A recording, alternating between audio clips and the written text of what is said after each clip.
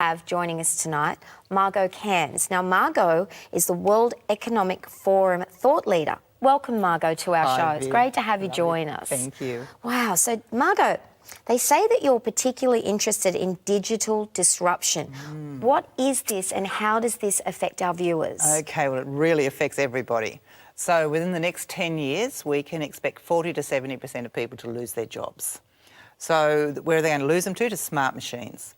So I think it's by the year 2049, a $1,000 computer will have the computational capacity of all the human race, right? So one computer, $1,000 smarter than all of us put together, right? Gosh. So basically smart machines are taking jobs, and they're not just taking factory jobs, they're taking professorship jobs, they're taking doctor jobs, they're taking lawyer jobs.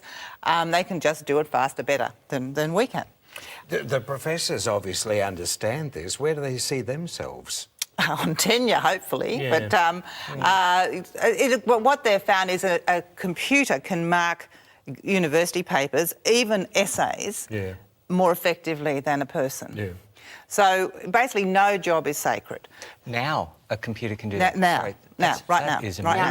I didn't know So, that. Margo, what are the growth industries? Where do you see corporate changing? Oh, well, basically we all have to be very IT savvy, those of us that have jobs. Yeah. I think rather than looking at the corporate for your viewers, what's really important is we can't be victims to this. Yeah. So change is going to happen, it's going to affect everybody.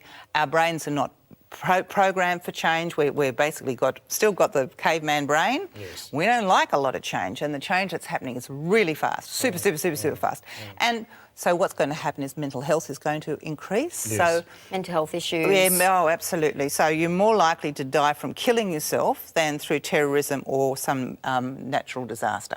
Why is that? Because our brains just aren't coping with the change. So it's just super fast. So what we have to do is go, okay, that's reality, accept it, yep.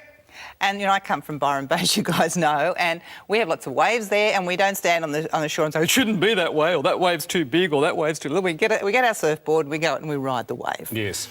And it's the same with change. You're invited to go into big companies at their request. It's quite an achievement to be able to walk in there.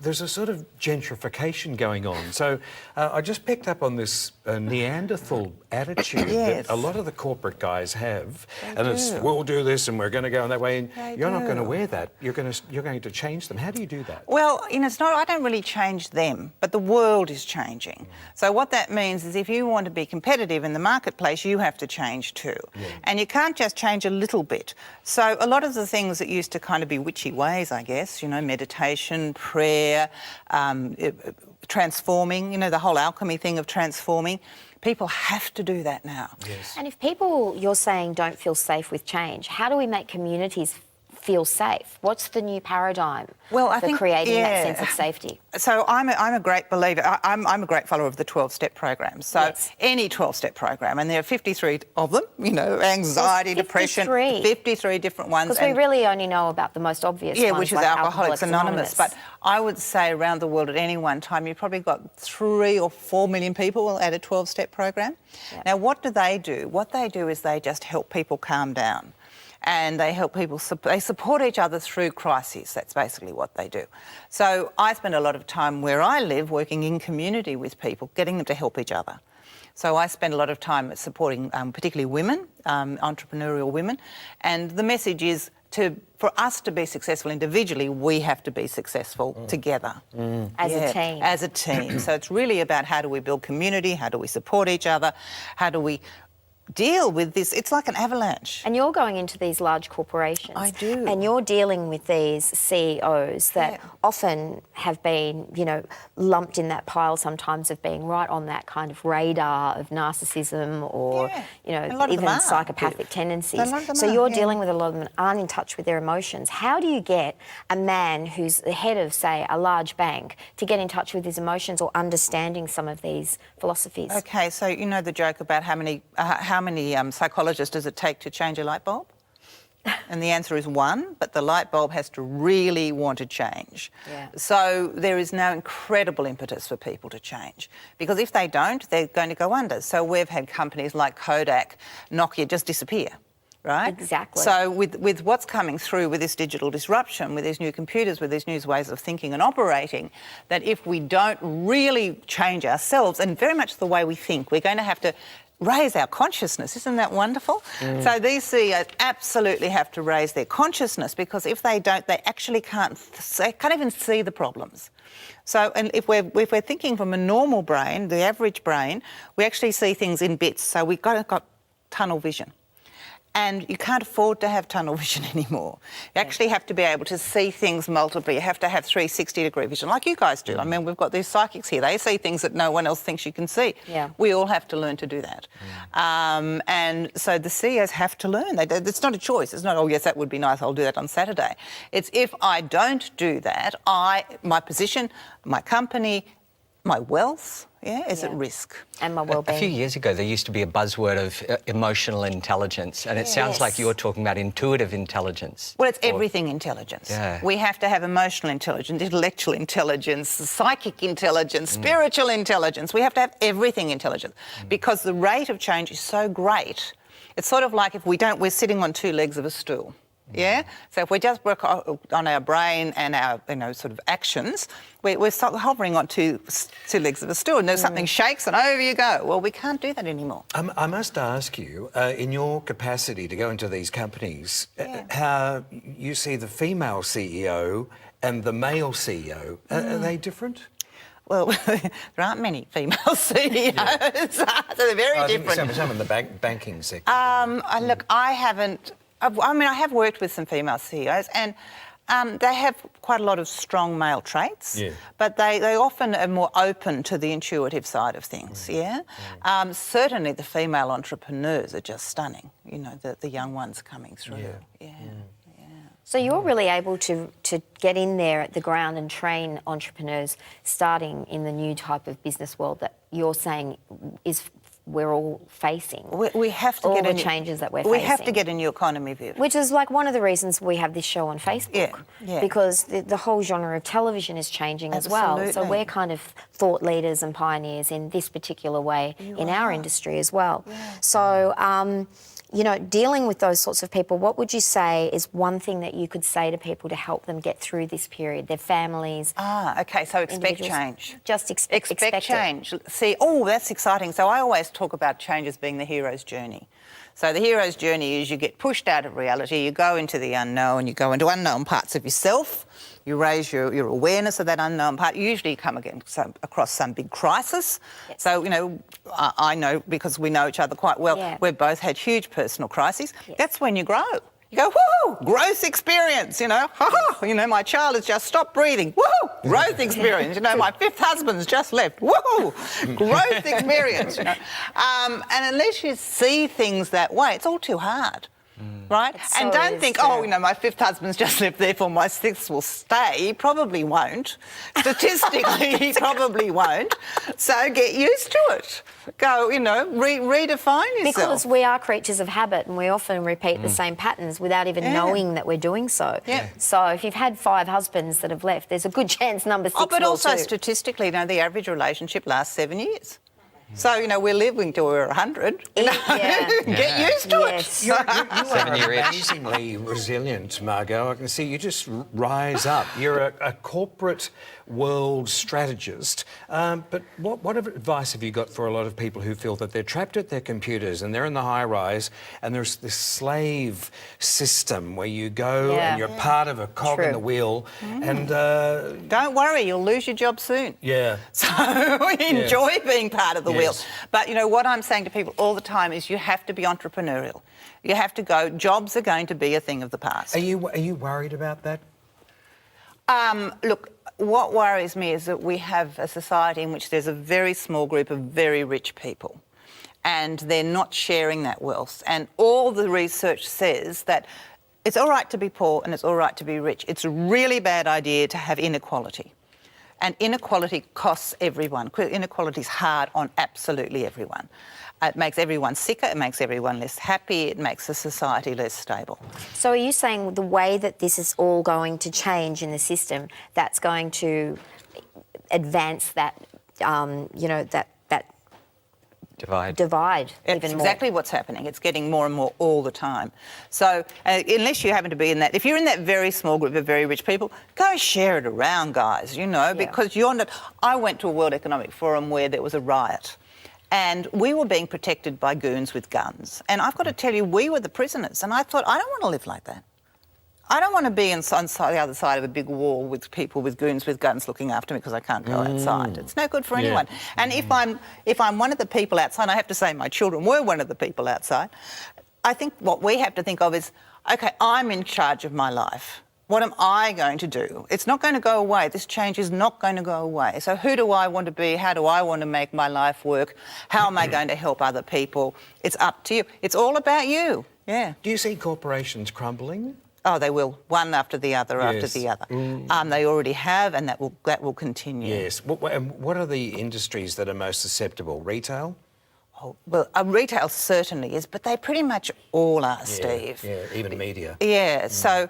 it's all changing, isn't it? Everything is changing. And, I mean, on every level. Relationship is changing. I mean, the whole thing of internet dating, and it's completely changed how we relate. Yes. You know, banking is changing. My son-in-law started up a little company selling sandwiches online. He now has this very successful company that does financial systems for schools. Yes. And I watched this evolve. Yes. It was just incredible. Do you think there's a lot of, and please, young friends who are watching us, I'm not, you know, targeting the demographic.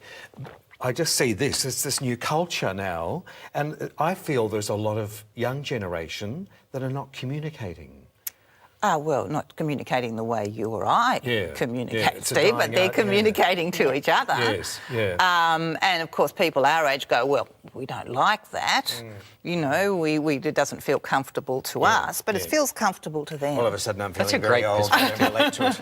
I like that perspective because we do look at them on trains and, you know, on the streets and you'll just see everybody like this. And it's easy to judge people on their smartphones, but they're actually communicating. Pete. I mean, the moment you get out of a meeting or whatever, the first thing you grab is your mobile phone or you're looking at your text. Absolutely. It's just the way we're conditioned in society. Well, my son just moved today, but everything I was thinking, I have to ring the agent, I have to go there and drop off the forms, and it was like, no, just do it all, just send it through, just e-sign it, just, you know, book it online, get da-da-da. And it was a real lesson for me with these three young guys going, no, you just do everything this way. It's like takes a third or a quarter of the time, whereas I'm still in that old-fashioned way of Googling, finding the phone number, ringing them up, waiting online for half an hour. They just go straight through. Margo, what's your advice for all of us, like in the corporate world? We go to work, we're in the system or we're in the order. These companies, it's speculated, many of them are going to crash. Oh, they will, for sure. Well, I'm afraid I keep saying the same thing. Get used to it. This is reality. Face it. Yeah. It's not going to go away. It's only going to speed up. It's only going to get worse. So what do I need to do? What I need to do is become more conscious. What I need to do is build my relationships. What I need to do is work in community. We all need to do that. Yes. So it's basically the good of me, it's for the good of me and the good of you and the good of us. Yes. And just ask ourselves, what do I really want to do? That's right. What's my passion? Yes. And follow your heart. Exactly. Now we're on the same page. But also, Margo, one thing I will say, I've known Margo for some years through business, and we've been colleagues, and I've seen you evolve and re-evolve, and several times. You are a true entrepreneur. You know, you've come from living right in the heart of the city in Sydney on the water to moving to Byron Bay and building a house and recreating a very strong hold in a community up there that you're extremely well respected up there, which is wonderful to be part of and see. So I think the thing that I've learnt from you is that whenever I've had a crisis in my life, you'll always say to me, I'll never go to Margo for sympathy. Margo isn't that great, Viv? Isn't that awesome? I've already picked that up. So what are you going to do next? And I go, well, I'm just going to feel sorry for myself. No, you're not. And so, yeah, it's definitely, and I've seen it work for you. It does work. And I've seen it work for the people that come to you, that you speak to in numbers. And I've seen you change large organisations. I can't say some of them here, but they are some of the biggest companies in the world. And you will walk into a room full of, you know, half a dozen, you know, hardcore corporate leaders from around the world and have them reduced to tears in half an hour. I've never seen anything like blubbering babies. It's awesome.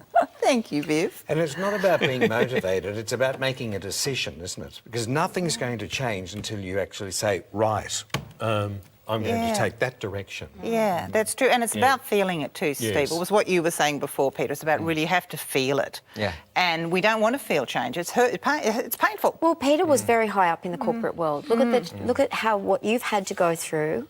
And that's the same thing. You're an entrepreneur in this world. You've taken and embraced that and gone from, you know, you're both quite similar there. And it's a huge journey to actually leave that, because I actually found when I left corporate, it was like I had to go through a 3-month detox, you know, like physically, and then I had to go through this process of how do I define myself in this new role of working for myself.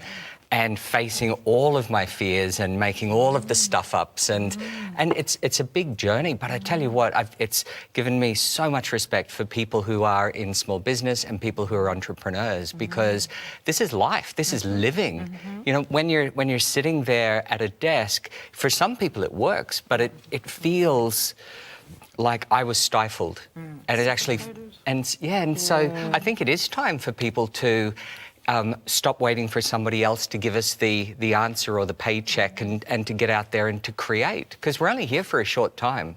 Margo, how do you overcome the fear? Whose fear? Mine or theirs?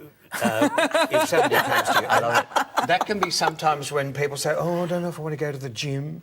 There's some sort of fear attached to that, huge fear. Huge It was fear. like Peter was saying, he left that world to now go in an entrepreneurial sense, which I think is doing quite well for you. But in the initial stages, we're designed, our DNA is a sort of programming is to say, oh, no, you shouldn't be doing that. Be careful of that. So, firstly, to get back to the basics, fear is normal, accept it. Yes. You know, that's going to happen. We're all going to be frightened. That's a normal human response. Then get over it, really. Yes. Once you've accepted it, get over it, make your decision, realise that this is your hero's journey. This is it's like going to the gym. If it doesn't hurt, you're not building muscle. So, you know, yes, this is pretty bad. Don't like it. Rather it hadn't happened. But I'm building muscle. I'm building emotional muscle. I'm building spiritual muscle. I'm making my decision and I'm going out to make my life work. Are you still doing courses? Yes. Holding courses, the 12 Steps for Business Masterclass.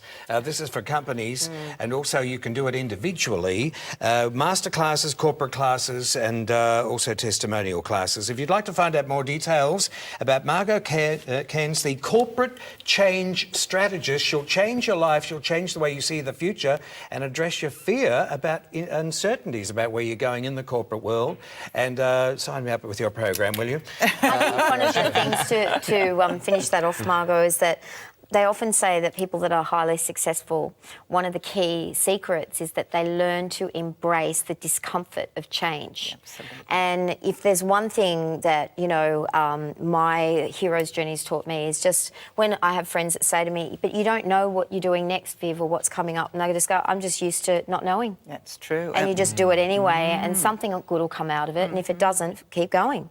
So, and I think that there's a lot of people that really need your guidance with that, because there are a lot of people that are really stuck. There are. At the moment, I hear it all the time. If you'd like to find out more details about Margo Cairnes, you can go to our website and www.allaboutyouaus.com, and also you can drop a note into our inbox as well, allaboutyouau@gmail.com. What a wonderful lady you are. Thank you very much for coming in. Absolute pleasure having you. Bye, gorgeous. Bye. Lovely to meet you guys. Great to meet you. Very entertaining and informative.